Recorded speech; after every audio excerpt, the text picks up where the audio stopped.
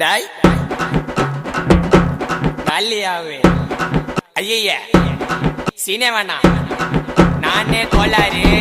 ஐயோ பல்லு சாமா ரேம்பு சாமா விதவிதமா பொருளி தொண்டையில தான் குத்துனாக்கா வராதுடா குரலி. டேய் கோயந்தன் அப்படியே வெட்டுறா.